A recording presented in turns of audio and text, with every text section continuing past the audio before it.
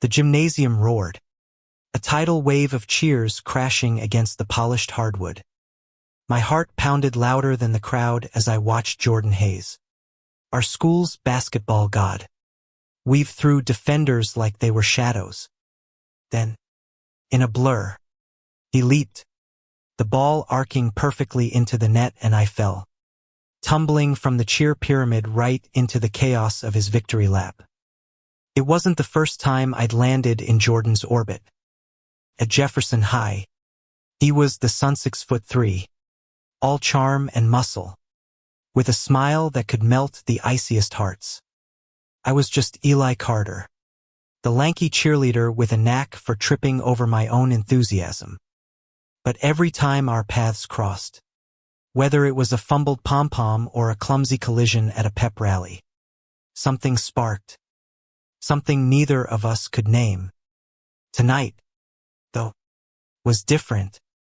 As I scrambled to my feet, brushing glitter from my uniform, Jordan's hand caught mine. "You okay, Eli?" His voice was low, warm, like he wasn't just asking about my fall. His brown eyes held mine a beat too long, and the gym's noise faded to a hum. I nodded, words stuck in my throat, and he grinned, jogging back to the court. But that touch lingered, a quiet promise in a world that screamed for his attention. Being a cheerleader in a small Ohio town wasn't exactly a ticket to popularity, especially for a guy.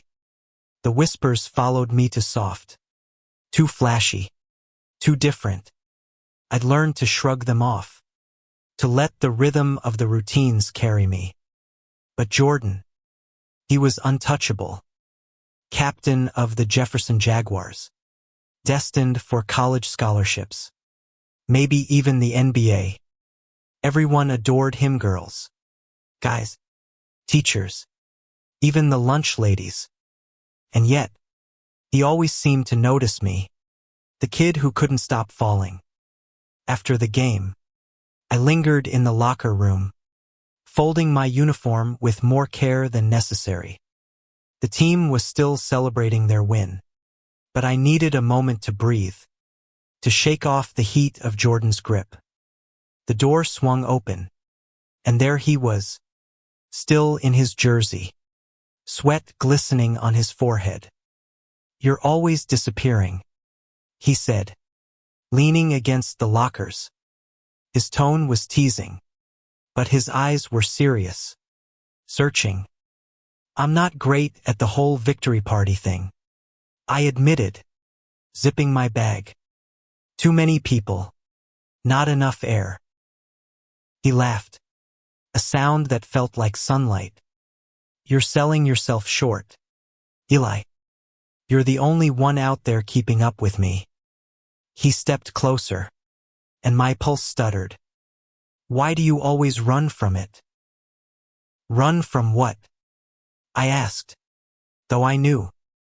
The air between us was thick, charged, like the moment before a storm breaks.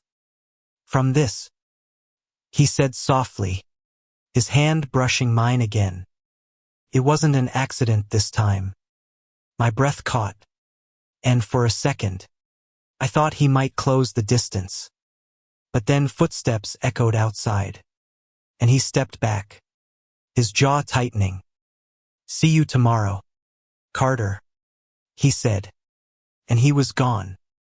I stood there, heart racing, wondering what I'd just let slip through my fingers. Growing up in a place like this, you learn to keep certain feelings locked tight. Love wasn't just complicated, it was a risk. For me, being out as gay was like painting a target on my back. For Jordan, the golden boy, could be career suicide. Yet every glance, every touch, felt like we were daring the world to notice. The next day at practice, I threw myself into the routines, trying to drown out the memory of his voice. But Jordan was everywhere in the court, in the halls, in my head. During a break, he jogged over, tossing me a water bottle. "You looked good out there," he said, his grin lopsided.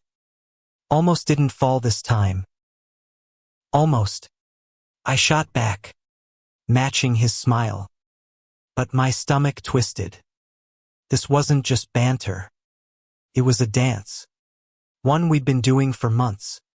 Circling closer but never quite touching. That night, I found myself at the old oak tree by the school. A spot where I'd always gone to think. The stars were bright. The air cool.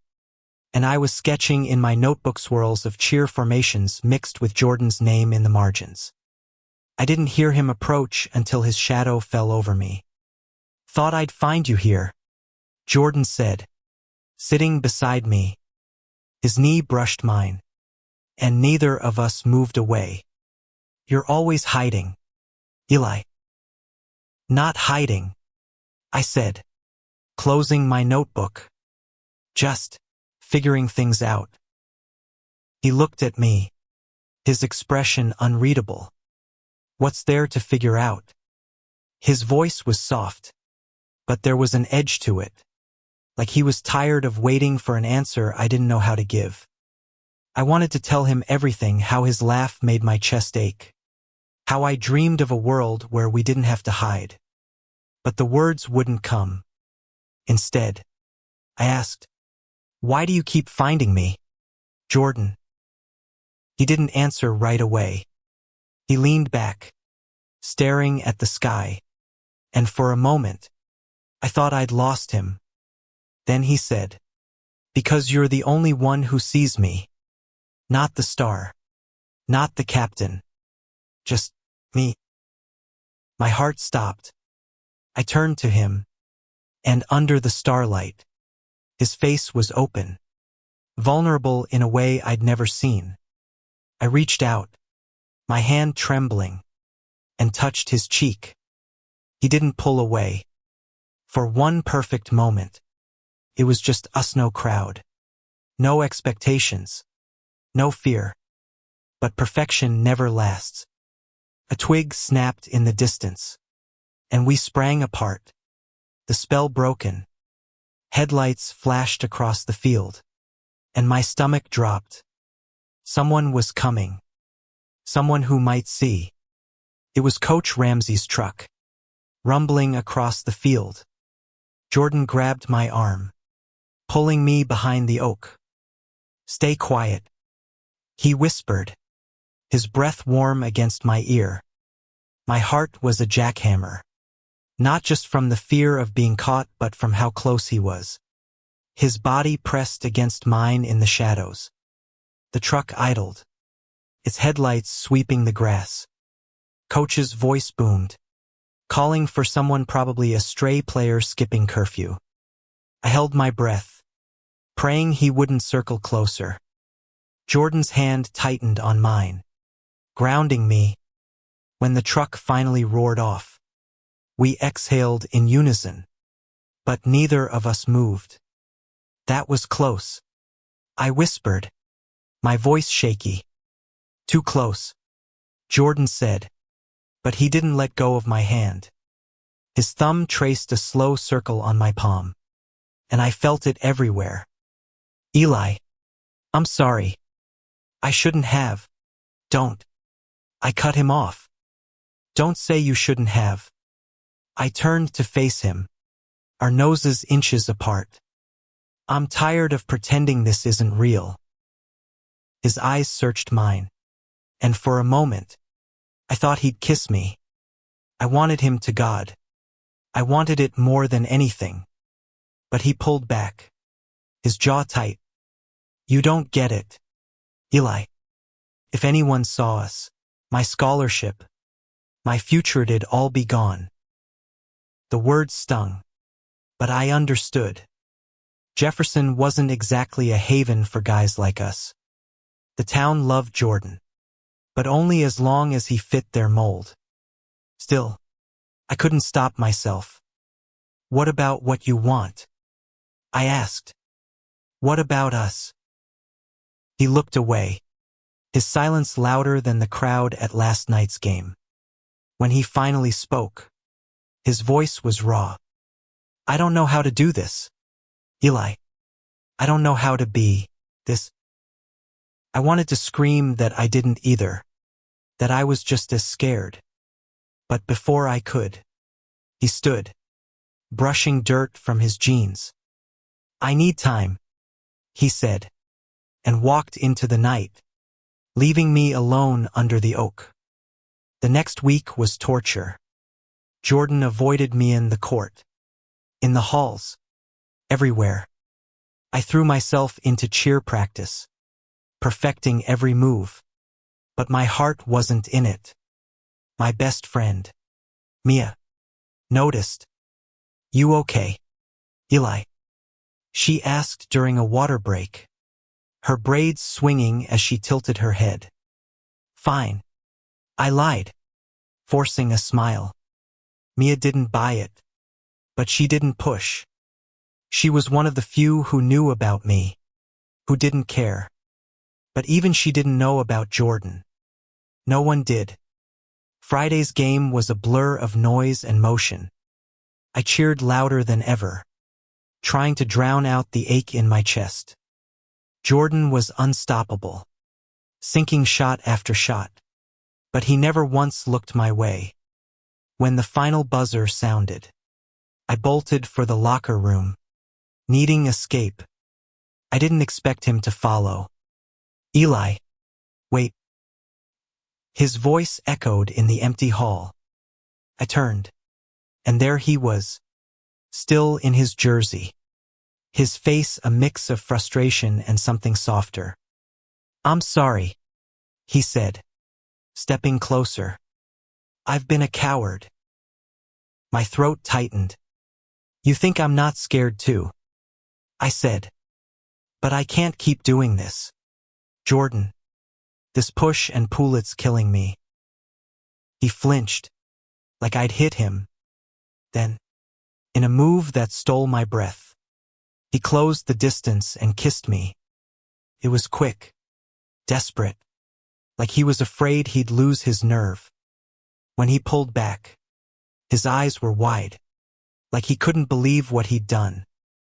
I don't want to lose you, he whispered. But I don't know how to keep you either. I grabbed his hand, holding tight. We'll figure it out. Together. For the next few days, we stole moments' secret glances during practice. Late-night texts. A brush of fingers in the hallway. It was thrilling, but it was also a tightrope. One wrong move, and we'd fall. I started noticing things, teammates whispering when Jordan lingered too long near me. A teacher's raised eyebrow when we laughed together. The weight of it pressed harder each day. Then came the party. Mia dragged me to a senior's house, promising it'd lift my spirits. Jordan was there, surrounded by his usual crowd. But his eyes found mine across the room. Later, in the backyard, away from the music and laughter, he pulled me into the shadows of a willow tree. I can't stop thinking about you, he said, his voice low. It's like you're in my blood. I laughed, nervous but happy, poetic for a jock.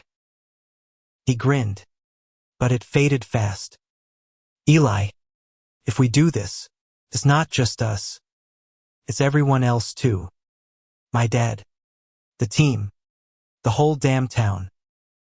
I swallowed hard. His dad was a former coach, a man who lived for Jordan's success. Coming out could shatter that. But I couldn't let fear win.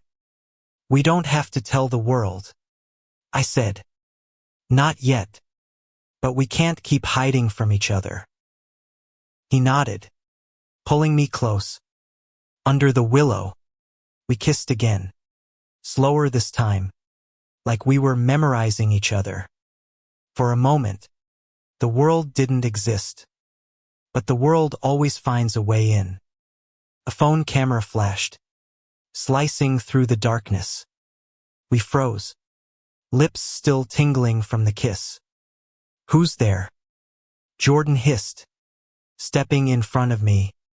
A shadow darted away, but the damage was done. My stomach churned. Someone had seen us. By Monday, the rumors were wildfire. Whispers followed me down the halls. Eli and Jordan, under the willow, kept my head down, focusing on cheer practice. But the air was thick with judgment. Jordan was worse off. His teammates iced him out, their usual banter replaced by cold stares. I caught him in the gym after school, shooting free throws alone. His shoulders slumped. "Hey," I said, approaching cautiously. "You okay?" He didn't look at me. "They know, Eli. Maybe not everything, but enough." He sank another shot, the ball's thud echoing. "My dad's already asking why I'm distracted." I wanted to touch him, to pull him close, but the gym felt like a minefield. "We didn't do anything wrong," I said, my voice fiercer than I felt. "We're allowed to feel this." He turned, his eyes raw. "Allowed? This town doesn't care about allowed. They care about winning. About me being their perfect star." I stepped closer, defiant. "You're more than that.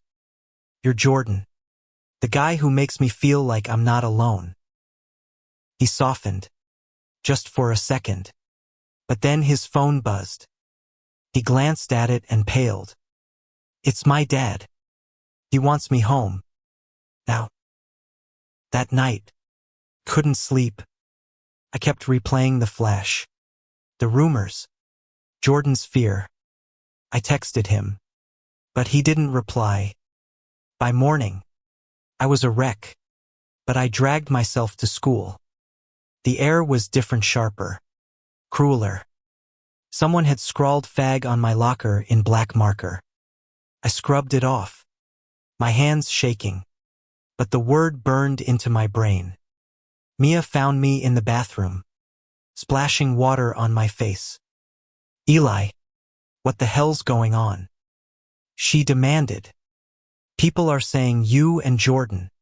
"I don't know what they're saying," I snapped, then softened. "I'm sorry.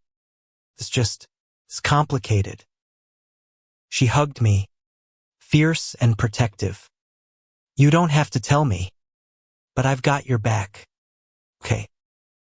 I nodded, grateful but terrified. If this was what I was facing, what was Jordan going through? I found out at the next game. He played like a ghost, missing shots, fumbling passes.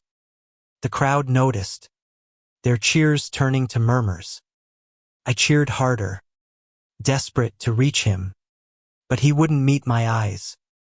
Afterward, I waited by the bleachers. When he finally emerged, he looked wrecked. "My dad knows," he said, his voice hollow. "Someone sent him a picture from the party. He's furious. Says I'm throwing everything away." My heart sank. "What did you tell him?" "Nothing. Couldn't." He ran a hand through his hair. "He's talking about pulling me from the team, sending me to some camp to fix me." I felt sick. Conversion camps were a nightmare I'd only read about, but they were real in places like this. "You can't go," I said, grabbing his arm. "Jordan, you're not broken." He looked at me, eyes glistening. "Then why does it feel like I'm breaking?" I pulled him into a hug, not caring who saw. "Because you're fighting for who you are, and I'm fighting with you." For a moment, he clung to me, like I was the only thing keeping him upright. But the fight was far from over. The next day, Coach Ramsey called a team meeting, and Jordan was benched. The official reason was focus issues. But everyone knew the truth. The team star was under fire, and I was the reason. I confronted Jordan at the oak tree that night. "This isn't your fault," I said. "It's theirs, their hate, their rules." He shook his head. "It's not that simple, Eli. I've got a scholarship on the line. My family's counting on me." "And what about you?" I asked, my voice breaking. "What do you want?" He looked at me, and for the first time, I saw certainty in his eyes. "You," he said. "I want you." We kissed, fierce and unafraid. But the world was closing in. The next morning, a group of Jordan's teammates cornered me behind the gym. "Stay away from him. Their leader." Mike spat. "You're ruining everything." I stood my ground, heart pounding. "I'm not the one hurting him. You are." Mike shoved me hard. I stumbled, catching myself against the wall. Before he could do more, Jordan appeared, his face a storm. "Touch him again, and you're done," he growled, stepping between us. Mike sneered but backed off, muttering slurs under his breath. Jordan turned to me, checking me over. "You okay?" I nodded, though I was shaking. "You didn't have to do that." "Yeah, I did," he said, his voice firm. "I'm done hiding." Jordan's words lit a fire in me, but they also terrified me. Being done hiding meant facing the storm head-on. That night, we made a plan. No more stolen moments. No more shadows. We'd tell the truth starting with his dad. The conversation was brutal. Mr. Hayes, a towering man with Jordan's eyes but none of his warmth, didn't yell. He just sat, stone-faced, as Jordan spoke. "I love him, Dad," Jordan said, his voice steady despite the tremor in his hands. "I'm not ashamed." I held my breath, waiting for the explosion. Instead, Mr. Hayes stood and walked out, leaving a silence worse than any shout. Jordan deflated, but I squeezed his hand.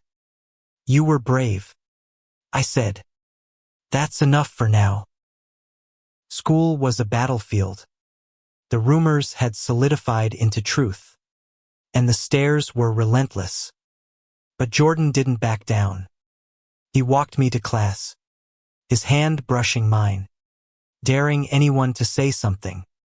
Some did slurs scrawled on his locker, cold shoulders from teammates, but others surprised us. Mia rallied the cheer squad, who started wearing rainbow pins in solidarity. A few of Jordan's teammates, like his friend Lucas, stood by him, refusing to let the team fracture. The final game of the season loomed, and Jordan was still benched. Couldn't watch him fade, so I did something reckless. Before the game, I grabbed the mic during the pep rally. The gym went silent as I spoke. "This team is more than points on a board," I said, my voice shaking but clear. "It's about courage, about standing up for who you are. Jordan Hayes is the best of us, and he deserves to play." The crowd was stunned, then erupted some in boos, but more in cheers. Jordan's eyes found mine from the sidelines, wide with shock and something like pride. Coach Ramsey, under pressure, put him back in. That night, Jordan played like he was born for it. Every shot, every steal, was a defiance of the hate. I cheered until my voice gave out, my heart swelling with every point. When the buzzer sounded, Jefferson had won, and Jordan ran to me, lifting me off the ground in a hug that felt like freedom. After the game, we faced his dad again. This time, Mr. Hayes didn't walk away. "I don't understand," he said, his voice rough. "But you're my son. I'll try." It wasn't acceptance. Not yet. But it was a start. We walked out into the cool night, hand in hand, the stars above us brighter than ever. The town wasn't ready for us. Not entirely. But we were ready for it. We'd built something real. Something worth fighting for.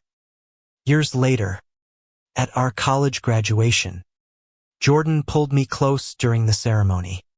His diploma in one hand, mine in the other. "You're still the cheerleader who keeps landing in my lap," he whispered, grinning.